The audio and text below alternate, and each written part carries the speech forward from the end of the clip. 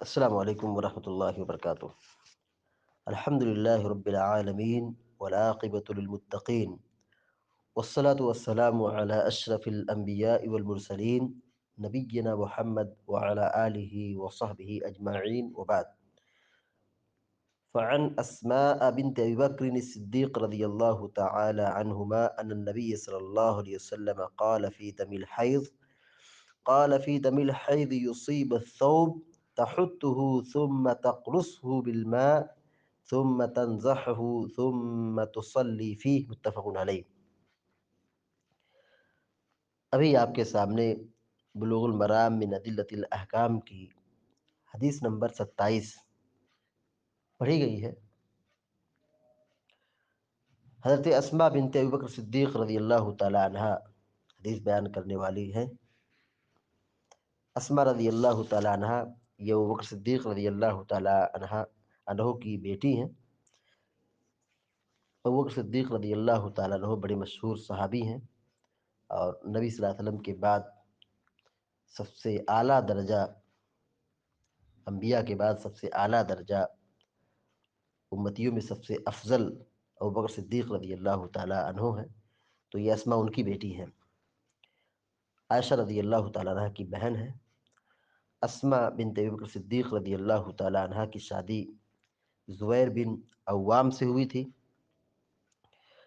اور اسماء رضی اللہ تعالی عنہ بڑی باکمال خاتون تھیں، علم و فضل کے مالک تھیں، جوان مردی اور بہادری بدرجہ اتم پائی جاتی تھی۔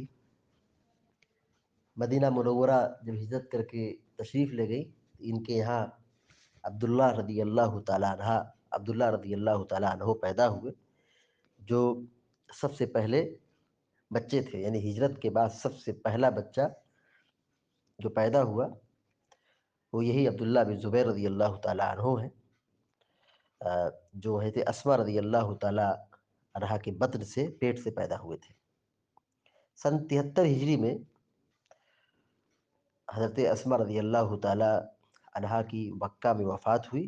اس وقت ان کی عمر 100 برس کے آس پاس کی تھی، یعنی کافی لمبی عمر پائی۔ روایت دیکھیے،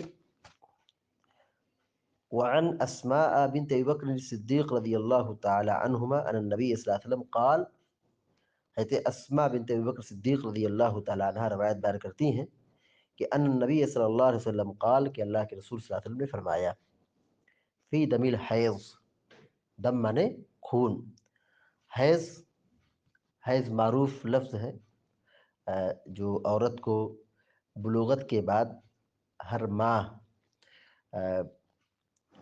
رحم سے، شرمگاہ کے راستے سے خون نکلتا ہے، اس کو حیض کہا جاتا ہے، اس کو MC بھی کہتے ہیں۔ تو حضرت اسماء بنت ابی بکر صدیق رضی اللہ تعالی عنہ جو روایت پر بیان کر رہی ہیں، اس کا تعلق حیض کے خون کے متعلق ہے، کہ اللہ کے نبی صلی اللہ علیہ وسلم نے حیض کے خون کے بارے میں فرمایا، یصیب الثوب، اصاب یصیب مانے لگنا، اصاب یصیب مانے لگنا، یصیب لگ جائے، الثوب ثوب مانے کپڑا، ان النبی صلی اللہ علیہ وسلم قال فی دم الحیض، کہ اللہ کے رسول صلی اللہ علیہ وسلم نے حیض کے خون کے متعلق فرمایا، یصیب الثوب، جو کپڑے کو لگ جائے، یصیب لگ جائے، الثوبہ کپڑے میں، یعنی اس خون کے بارے میں فرمایا جو کپڑے میں لگ جائے، یعنی حیض کا خون ہے، کپڑے میں لگ گیا ہے۔ کیا فرمایا آپ نے؟ تحطہ ثم تقرصہ بالماء ثم تنضحہ ثم تصلی فی۔ تحطہ، تحط کے معنی ہوتا ہے کھرچنا، ناخن وغیرہ سے کھرچنا، یعنی جب کپڑے میں خون لگے گا تو کپڑے میں خون لگنے کے بعد جم جائے گا، تو اس کو پاک کرنے کا کیا طریقہ ہونا چاہیے؟ اللہ کے نبی صلی اللہ علیہ وسلم نے کہا کہ دیکھو اس کو کھرچو، تحطہ، اس کو ناخن وغیرہ سے خون صاف کر دو، خون کھرچ دو،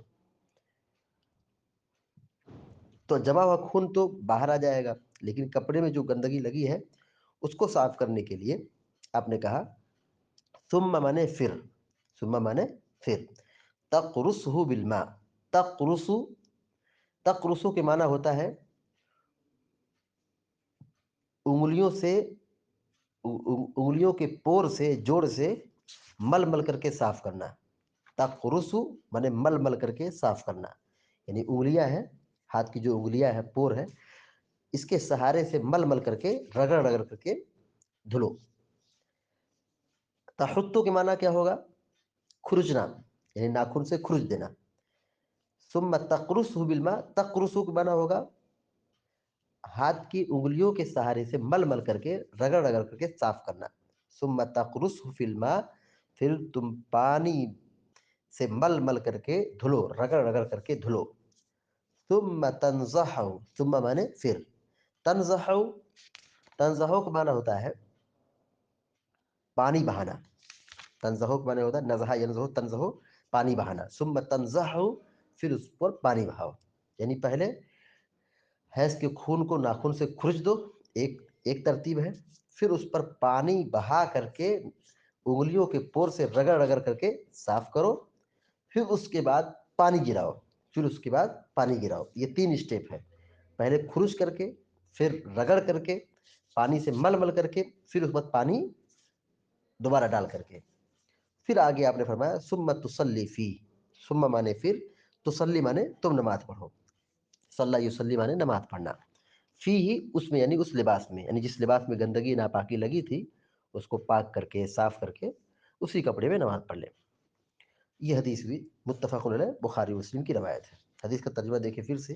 حضرت اسماء بنت ابوبکر صدیق رضی اللہ تعالیٰ عنہ بیان کرتی ہیں کہ ان النبی صلی اللہ علیہ وسلم قال فی دم الحیض، کہ اللہ کے رسول صلی اللہ علیہ وسلم نے حیض کے خون کے سلسلے میں فرمایا یصیب الثوب، جو خون کپڑے میں لگ جائے، یعنی کپڑا ہے اس میں حیض کا خون لگ گیا ہے. آپ نے کیا تعلیم دی ہے؟ کہا تحتہ، تم اس کو کھرچو، تحتہ تم اس کو کھرچو، یعنی ناخن سے کھرچ دو، نکال دو. ثم تقرصہ بالماء، پھر پانی گرا کر کے، مل مل کر کے، رگڑ رگڑ کر کے صاف کرو، دھلو اچھی طریقے سے. ثم تنضحہ، پھر دوبارہ اس پر پانی بہاؤ، پھر پانی اس پر گراؤ. ثم تصلی فی، پانی گرانے کے بعد اس کو پھر دھل گیا، صاف ہو گیا. ثم تصلی فی، پھر اسی لباس میں نماز پڑھو. کیونکہ اس زمانے میں سب کے پاس اتنے کپڑے نہیں رہتے تھے، اس لیے اللہ کے نبی علیہ السلام نے کہا کہ جس حصے میں گندگی لگی اس کو دھل لو اور پھر اسی میں نماز پڑھو. تو غربت تھی، غریبی تھی، محتاجی تھی، اس لیے اللہ کے نبی صلی اللہ علیہ وسلم نے یہ تعلیم دی کہ اسی کپڑے میں نماز پڑھ لو. آج الحمدللہ کپڑے کی فراوانی ہے. ہمارے یہاں معاملہ ایسا ہے کہ عورتوں کے پاس کپڑوں کی بڑی کثرت ہوتی ہے. ایک ایک خاتون کے پاس 20 جوڑے ہوتے ہیں، تو وہ جب نہائیں گے تو کپڑا نکال دیں گے، دوبارہ نیا کپڑا پہنتی ہیں عورتیں. تو ایسے ہی حیض کا خون اگر کپڑے میں لگا ہے تو اگر وہ چاہے نماز پڑھنا چاہے تو اس کپڑے میں نماز پڑھ سکتی ہے دھلنے کے بعد. لیکن اگر کپڑے کی کثرت ہے، کپڑا ہے، تو بھائی نیا کپڑا پہننا چاہیے. اللہ نے دیا ہے تو اس کا استعمال ہونا چاہیے. یہ اس وقت کی بات ہے جب کپڑے کی کمی ہوتی تھی کہ ایک کپڑا رہتا تھا، اس کپڑے کو صاف کیے، دھلے اور پھر اسی کپڑے میں پہن کر کے نماز وغیرہ ادا کرتے تھے. صحابہ کرام، صحابیات نماز پڑھتی تھیں. یا مسلمانوں اور مردوں کا بھی یہی معاملہ تھا کہ کسی کے پاس 2 جوڑے صحیح طور سے نہیں رہتے تھے، غربت تھی. اللہ تعالیٰ کا بہت بڑا شکر ہے کہ اللہ تعالیٰ نے ہم کو اتنے کپڑوں سے نوازا ہے کہ اگر ہم اور آپ پوچھیں کہ آپ کے پاس کتنے کپڑے ہیں تو نہیں بتا پائیں گے، پرفیکٹ نہیں بتا پائیں گے ہمارے پاس کتنے جوڑے ہیں. یہ اللہ تعالیٰ کی بہت بڑی نعمت ہے جو اللہ تعالیٰ نے ہم کو عطا کیا ہے. تو یہاں پہ حدیث جو گزری ہے، جو بتائی جا رہی ہے کہ کپڑے میں ناپاکی لگ جائے، حیض کا خون لگ جائے تو اس کو کیسے صاف کیا جائے گا؟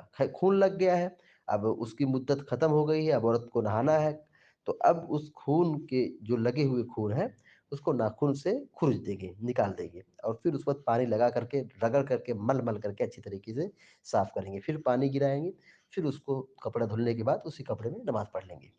ثم تصلی فی، پھر اس پہ تم نماز پڑھ لو. متفق علیہ بخاری مسلم کی روایت ہے. اس حدیث سے جو باتیں معلوم ہوئی ہیں، نمبر 1، حیض کا خون ناپاک ہے. حیض کا خون یعنی EMC جو آتا ہے عورتوں کو جو آتی ہے، وہ خون کیا ہے؟ ناپاک ہے. یعنی کپڑے میں لگ گیا تو اس کو کیسے دھلا جائے گا؟ بتایا گیا حدیث میں، رگڑ رگڑ کے، مل مل کر کے اچھی طریقے سے دھلا جائے گا. تو پہلی بات یہ معلوم ہوئی کہ یہ حیض کا خون ناپاک ہے.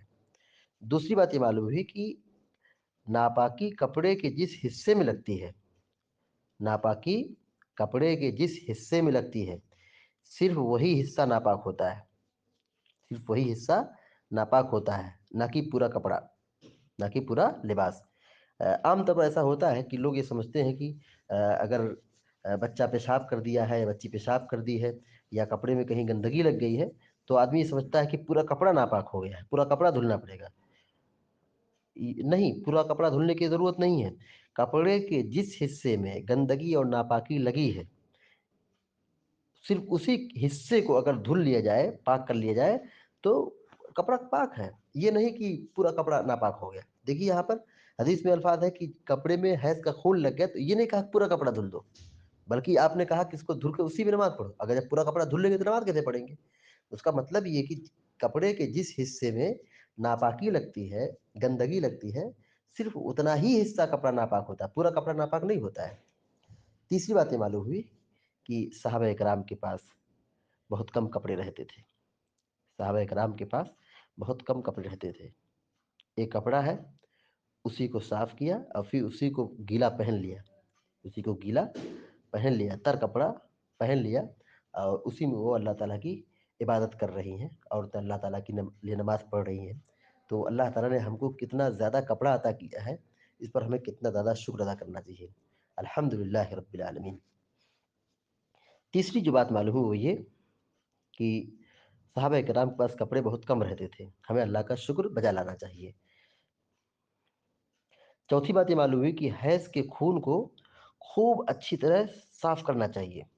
حیض کا خون جو کپڑے وغیرہ میں لگ جائے تو عورتوں کو چاہیے کہ خوب اچھی طریقے سے مل مل کر کے، رگڑ رگڑ کر کے صاف کریں. جی، یہ ناپاکی کا خون ہے، اس کو اچھی طرح صاف کرنا چاہیے. پانچویں بات معلوم ہوئی کہ دینی مسائل سیکھنے میں کبھی شرمانا نہیں چاہیے. دینی مسائل کو سیکھنے میں شرمانا نہیں چاہیے. چھٹی جو بات معلوم ہوئی وہ یہ کہ گندگی، ناپاکی کو پانی ہی سے صاف کرنا چاہیے. گندگی ہے، ناپاکی ہے، اس کو پاک کرنے کا آلہ کیا ہے؟ پانی ہے.